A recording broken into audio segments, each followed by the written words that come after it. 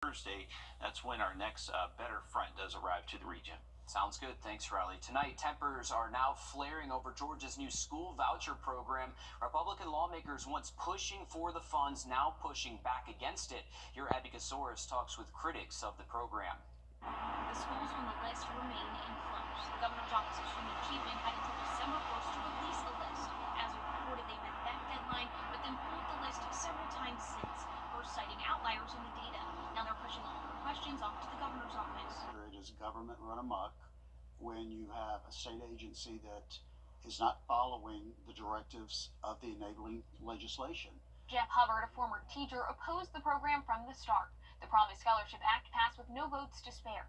The Associated Press is reporting that some of the state's Republican leaders are frustrated. They say that eligibility requirements are not what they agreed to. The Education Savings Authority, a body created by the law, issued a rule allowing for any student in a school's attendance zone to be eligible for the scholarship, even if they don't attend the failing school. For example, if a middle school is on the list, elementary and high school students who live in that zone can also apply.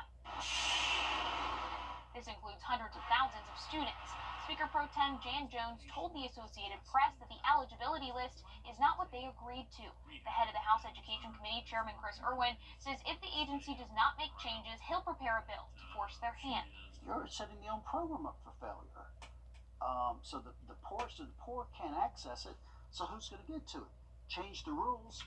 Let all the kids in an attendance area go in order to try to save the program and make the legislation worthwhile.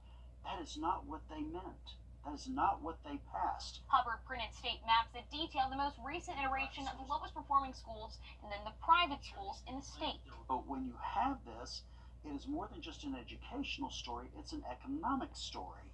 And so when you look at the private schools versus the lowest 25% of public schools, we literally have 200 plus miles of Georgia where people don't even have a private school they could go to.